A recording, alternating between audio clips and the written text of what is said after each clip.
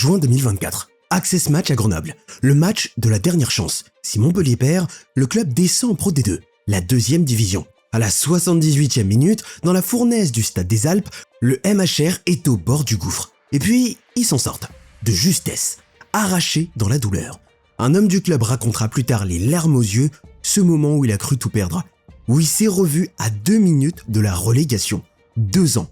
Il a fallu seulement 2 ans à ce club passé tout près de la mort sportive pour se retrouver le 27 juin 2026 en finale du championnat de France. Une finale que Montpellier a fini par perdre face à Toulouse. Mais une finale quand même. Et le plus frappant dans tout ça, c'est qu'on ne parle pas d'un petit club anonyme. On parle d'un ancien champion de France, d'un club bâti par un milliardaire au parcours hors norme, d'une institution qui a vu passer certains des plus grands noms du rugby français. Alors, comment on tombe aussi bas quand on a été au sommet ? Comment on remonte aussi vite ? Et surtout, comment un club qu'on enterrait en deuxième division se retrouve 2 ans plus tard à faire trembler l'ogre toulousain en finale ? Aujourd'hui, on va te raconter l'histoire incroyable de la renaissance de Montpellier. De la 78e minute à Grenoble jusqu'à cette finale du Stade de France. Une histoire de chute, d'argent, d'orgueil et de résurrection. Pour saisir l'ampleur de cette renaissance, il faut d'abord se replonger dans le cauchemar. Et le cauchemar, il a un lieu et une date. Grenoble, juin 2024. Cette saison-là, Montpellier vit un véritable enfer. Le club qui était champion de France 2 ans plus tôt se traîne en bas du classement toute l'année. Les défaites s'enchaînent, souvent de la pire des manières. Des pénalités manquées face au poteau, des matchs perdus qu'il ne fallait surtout pas perdre, des victoires qui filent entre les doigts dans les dernières minutes. Petit à petit, l'impensable se dessine. Montpellier, ce club installé dans l'élite depuis plus de 20 ans, est en train de plonger vers la sortie.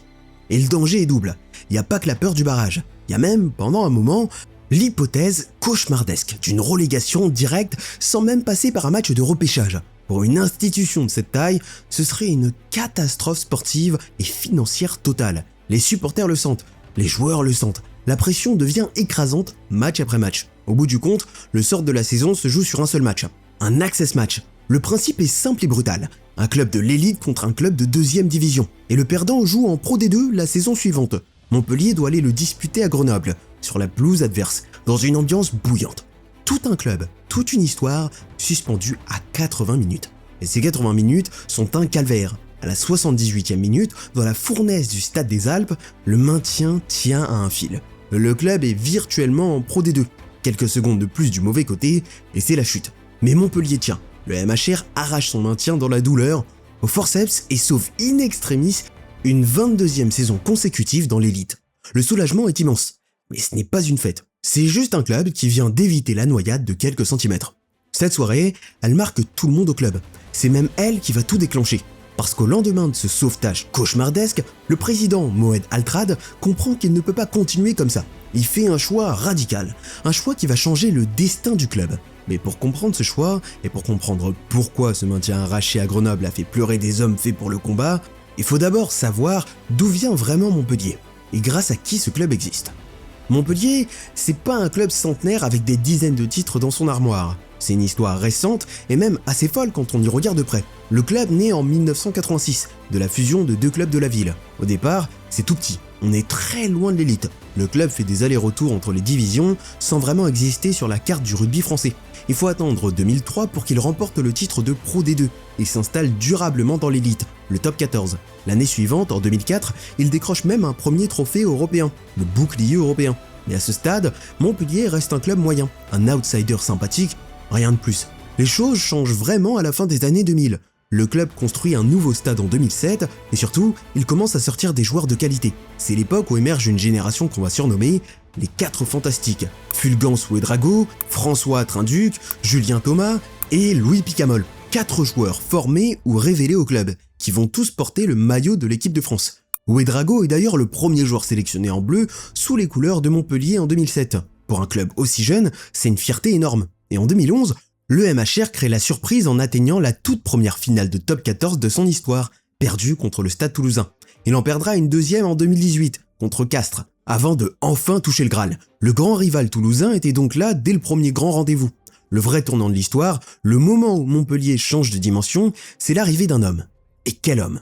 En 2011, un milliardaire prend les rênes du club, Moed Altrad, et son histoire personnelle dépasse tout ce que le rugby a connu. Altrad naît vers 1948 en Syrie dans le désert, fils d'une très jeune mère qui meurt quand il est enfant. Son père le confie à sa grand-mère. Il grandit pauvre, en partie à Raqqa, sans rien. À force de travail, il décroche son bac à 17 ans, obtient une bourse de l'État syrien de 200 francs et débarque en France pour étudier sans parler un mot de français. Il fait des études d'ingénieur, puis en 1985, il rachète une petite entreprise d'échafaudage en difficulté. Cette entreprise va devenir le groupe Altrad, un géant mondial du BTP qui emploie aujourd'hui des dizaines de milliers de personnes dans plus de 50 pays. En 2015, Altrad est même élu entrepreneur mondial de l'année. Un gamin orphelin du désert syrien, devenu l'un des hommes les plus riches de France. C'est ça l'homme qui débarque à Montpellier. Et le plus incroyable, c'est qu'à son arrivée en 2011, Altrad le reconnaît lui-même. Il n'avait jamais vu un match de rugby de sa vie.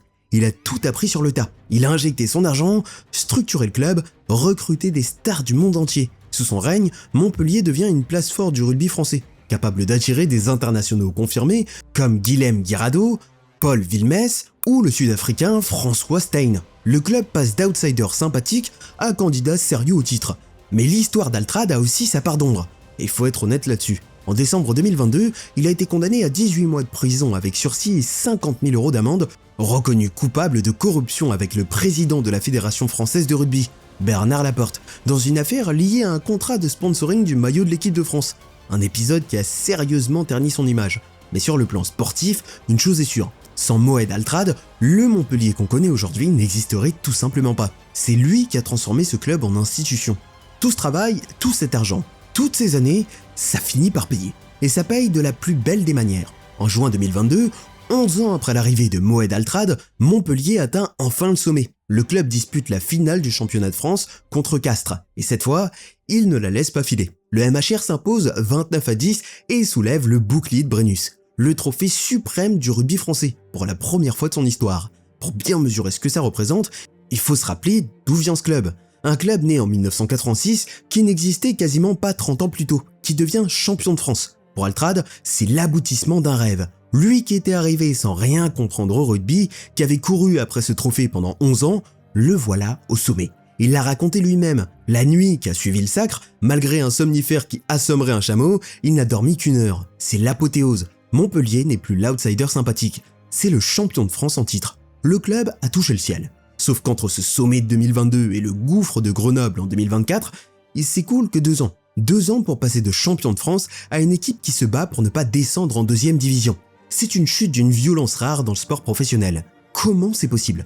Comment un champion de France peut se retrouver aussi vite au bord du précipice? Parce que dans le rugby moderne, un titre ne protège de rien. Quand t'es au sommet, tout le monde veut ta peau. Les autres clubs se renforcent, t'analysent, te ciblent. Et si toi, tu te reposes un peu sur ton sacre, si le recrutement ne suit pas, si la dynamique se casse, la chute peut être brutale. Un groupe qui gagne toute une année peut se déliter l'année suivante. Les certitudes deviennent des doutes. Les victoires serrées qu'on gagnait quand tout allait bien, on les perd quand la confiance s'effrite. Et c'est exactement ce qui arrive à Montpellier. Le champion de 2022 se transforme petit à petit en une équipe fragile, fébrile, incapable de gagner les matchs qui comptent. La machine se grippe et le club qui soulevait le Brennus se retrouve, 2 saisons plus tard, à jouer sa survie sur un seul match à Grenoble. C'est ça le rugby de haut niveau, une discipline sans pitié, où l'on peut passer du paradis à l'enfer en quelques mois, où le statut de champion ne te donne aucune garantie pour le lendemain. Et c'est précisément ce qui rend la suite aussi exceptionnelle. Parce qu'un club qui tombe de si haut, normalement, il met des années à se relever. Souvent, il s'en remet jamais vraiment. Sauf que Montpellier, lui, n'a pas mis des années. Au lendemain de ce maintien arraché dans la douleur, le président Altrad va prendre une décision que personne n'attendait. Une décision qui, contre toute attente, va déclencher l'une des plus belles renaissances que le rugby français ait connue. Au lendemain du cauchemar de Grenoble, Moed Altrad prend donc sa décision. Et elle est radicale. Il écarte le staff en place et confie les clés de l'équipe professionnelle à un homme de la maison, Johan Codulot, un ancien talonneur du club qui dirigeait jusque-là le centre de formation. Sur le papier, c'est un pari risqué. Codulot n'a jamais managé une équipe pro de top 14 et Altrad l'entoure de 2 autres figures du club, Benoît Payoug et Geoffrey Doumariou, eux aussi novices à ce niveau. Autrement dit, après avoir frôlé la mort sportive, Montpellier ne fait pas venir un grand manager international. Il mise sur les siens, sur l'ADN du club, sur des gens qui aiment ce maillot. Et c'est exactement ce qui va tout changer, parce que ce que Codulot et son staff réussissent, c'est presque un miracle. Ils ne révolutionnent pas l'équipe, ils ne dépensent pas des fortunes en stars, ils prennent un groupe qui doutait, qui avait peur, et lui redonne confiance, semaine après semaine. Il s'appuie sur ce que Montpellier sait faire de mieux. Le combat, la puissance, la mêlée, des gros bonhommes comme le numéro 8 anglais Billy Vunipola qui avancent et qui font reculer l'adversaire. Mais ils ajoutent quelque chose de nouveau. Du jeu, de la vitesse, de l'audace. Avant, Montpellier démolissait l'adversaire, mais lentement. Maintenant, le club joue debout, fait vivre le ballon, attaque. La machine est relancée, et les résultats deviennent tout simplement hallucinants.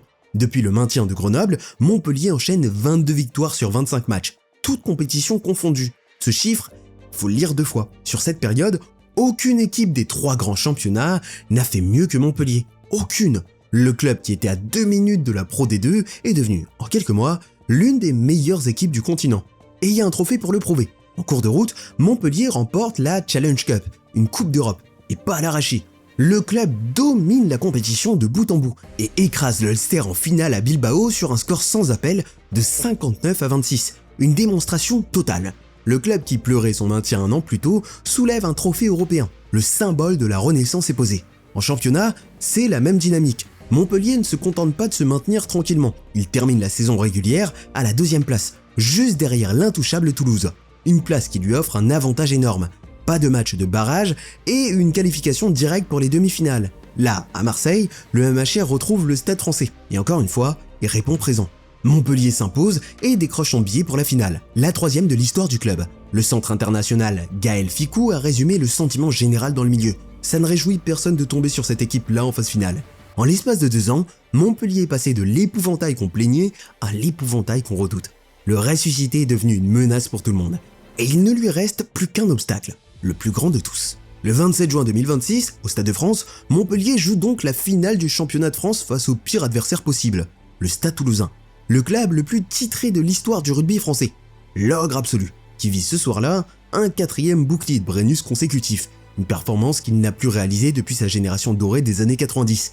Et sur le papier, le déséquilibre est total. Toulouse est l'immense favori, personne ne dit le contraire. C'est le scénario parfait du combat de David contre Goliath. D'un côté, le géant, la meilleure attaque de France, la génération dorée avec Antoine Dupont, Romain Ntamack, Thomas Ramos, une équipe qui venait de pulvériser le Racing 92 71-17 en demi-finale. De l'autre, l'outsider qu'on enterrait en Pro D2 2 ans plus tôt, mais qui débarque avec la meilleure défense du championnat et l'envie de tout faire sauter. Et pendant longtemps, l'outsider y a cru, vraiment, parce que Montpellier n'est pas venu au Stade de France pour faire de la figuration. Le club s'accroche, défend comme un forcené, reste au contact. Et au retour des vestiaires, il réalise même un début de seconde période tonitruant. Revient dans le match, fait douter les Toulousains. À ce moment-là, le coup parfait est à portée de main. Le public sent qu'il se passe quelque chose. L'ogre tremble. Et c'est là que le ciel s'en mêle. À la 59e minute, alors que la journée avait déjà commencé sous une chaleur écrasante de 35 degrés, un violent orage de grêle s'abat sur le Stade de France. Le match est interrompu. Les joueurs regagnent les vestiaires pendant une douzaine de minutes, en plein money time, au moment précis où Montpellier poussait. Une coupure terrible pour un club lancé qui casse net son élan. Au retour sur la pelouse, Toulouse, qui menait alors 21-13, fait ce que les grands champions savent faire.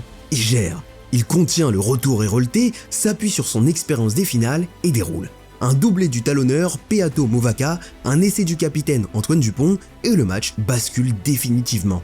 Montpellier a bien inscrit 2 essais par ses 3 quarts, a poussé jusqu'au bout, mais n'a jamais réussi à passer devant.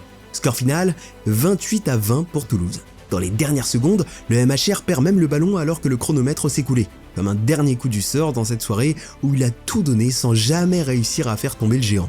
La série continue donc pour Toulouse, qui n'a plus perdu une finale depuis 2006 et décroche son 4e titre d'affilée. Montpellier, lui, repart sans le trophée.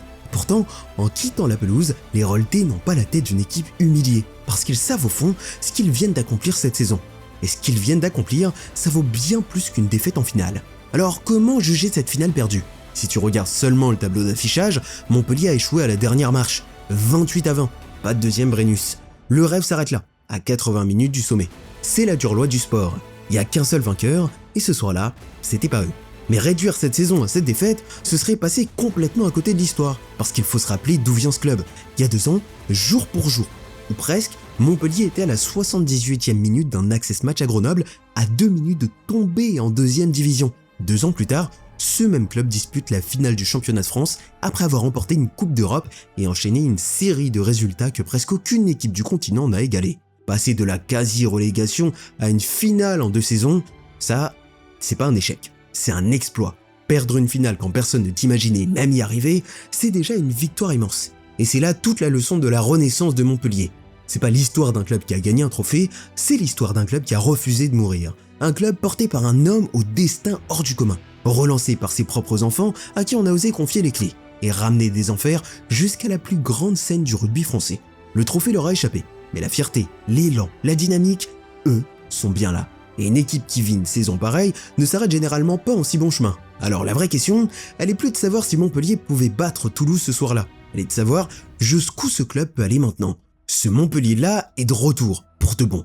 Et quelque chose me dit qu'on le reverra très vite à ce niveau. Toi, t'en penses quoi? Est-ce que Montpellier tient là le début d'une nouvelle grande époque? Ou est-ce que cette finale restera comme l'occasion manquée d'une génération? Dis-moi tout en commentaire.